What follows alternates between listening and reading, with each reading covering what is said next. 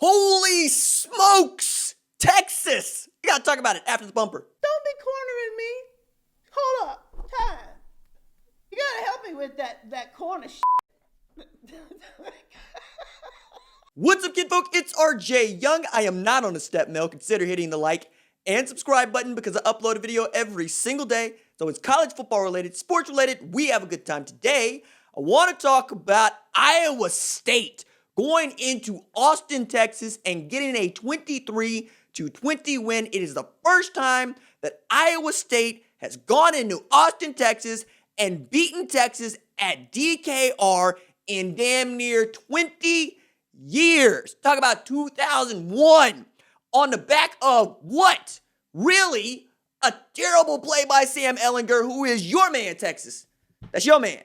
That's stand by your man. That's also the first 4-year starter, as they pointed out multiple times, the University of Texas to not play and win a Big 12 championship. This loss to Iowa State sealed Texas's fate. They fall to 5-3 as Iowa State moves to 7-2. And look, man, you're talking about Iowa State basically walking into the Big 12 title game. But the thing that I took away from this is that Oklahoma is a 2-touchdown favorite against either one of these teams based on their run of play since getting Ramondre Stevenson and Ronnie Perkins back. Do I think they would have been undefeated? Probably not, because that Kansas State loss didn't have anything to do with your run game or with your defensive line. It had everything to do with your secondary, which is getting better. But more to the point, Tom Herman did what we expect Tom Herman to do. He rode Sam Ehlinger.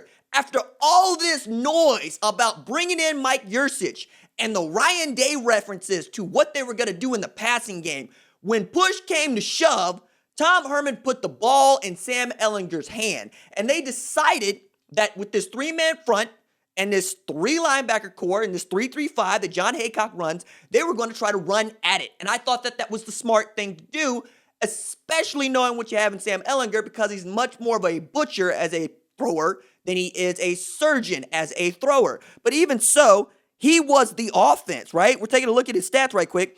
17-29 for 295 yards with a passing TD, and also your leading rusher, 14 carries for 69 yards.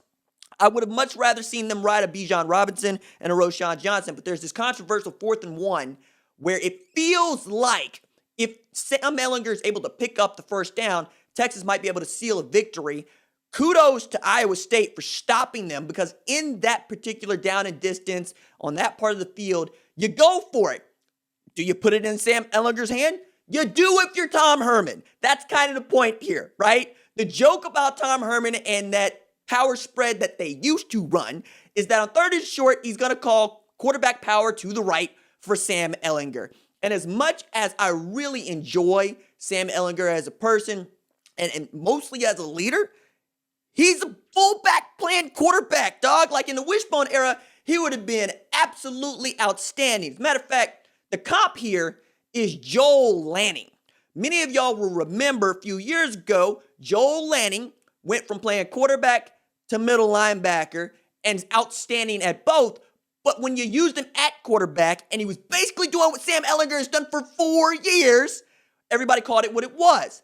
But if Sam Ehlinger had been playing Mike linebacker and then converted to quarterback, the narrative around him would be totally on point, because we wouldn't be so focused on his deficiencies. We would be more focused on, isn't that dude just an outstanding football player? But as it stands, that's what you are now, Texas. You are essentially 8-5. And if this doesn't seal Tom Herman's fate, I'm not sure what will. I don't know what else it's going to have to take. A 23-20 loss to Iowa State at home in a season where you don't play for a Big 12 championship for consecutive years, after the whole point of bringing Tom Herman in was not only play for Big 12 championships, but to play for college football playoff national championships. And now it feels like that 2018 team was more of a fluke. Going into the season, I was very loud about saying this Texas team on paper ought to run roughshod over the Big 12. They terrified me on paper with what they had, but they have been limited by the ceiling that is Sam Ehlinger.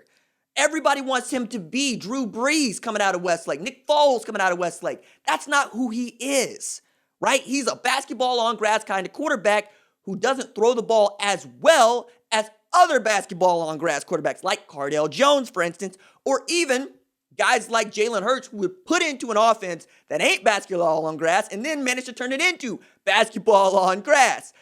The reason that I'm really going hard at Texas is because they're supposed to win it. They're at least supposed to be in the Big 12 championship game. And there was this real opportunity for a rematch once again between Oklahoma and Texas. Now, Oklahoma's fate also might be in jeopardy because they lose the game against West Virginia tomorrow. Now, that game has been postponed and rescheduled. But with the rate of COVID-19 and the spike in number of cases in the state of Oklahoma, because people frankly just won't wear masks, you risk losing next week's game as well. And if Oklahoma doesn't get to play next week and the following week, you also just kind of disqualify yourself from getting into the Big 12 championship game. It'd be a shame if this Oklahoma team, based on its run of play, does not get an opportunity to defend the title in the championship game because its fans decide to actually thumb their nose at protocol that is meant to not only keep us safe, but to ensure that the college football team can play for championships. We have been all over the map when it comes to college football this season, and I get that. But the more I look at what Oklahoma has become, the more I thought that they might actually stand a chance, not just winning the Big 12 championship game, but putting on a damn good show in a New Year's Six Bowl against perhaps a Texas A&M or a Florida, or perhaps even a Northwestern, though I don't think there's a bowl tie-in there. Shout out to Texas defense, though, because they played outstanding. Joseph Asai is a monster. He could play 4 positions for them. They held Breece Hall to 20 rushes, 91 yards. That's 4.6 yards per carry. It's not bad against a dude that I thought had an opportunity to be the best running back in all of college football this season after how he started it.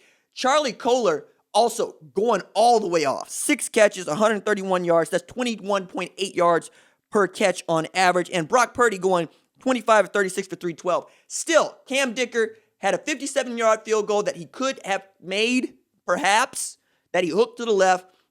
That was no good with the wind at his back. But Sam Ehlinger also put him in a terrible position by taking an 8-yard sack on a bad play, which is why I go back to what I said. Texas, that's your man. That's your man. Now you got to find a new man. Because as we learned from the Texas Twitter account earlier today, this is Sam Ehlinger's last game at DKR. This was their senior day.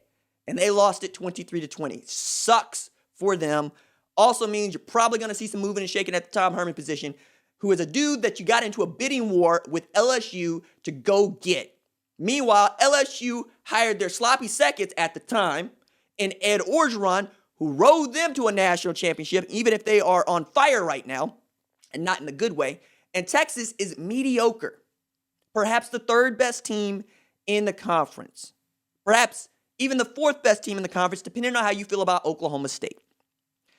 Texas also playing with fire, trying to get games into overtime that they should probably put away by 10 points or more. This game felt blah and weird, and then at the end, it got exciting because Texas decided to play some ball, and then you're leading it up to your kicker to make a 57-yarder to try to force overtime. Shocker that he misses that.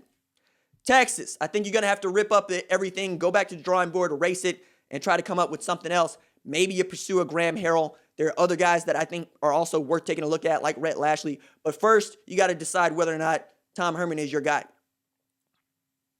And you got to do it right now. I think fans have already made up their decision. It'll be interesting to see what Chris Del Conte does at the end of this season. All right, that is it for me. Doses.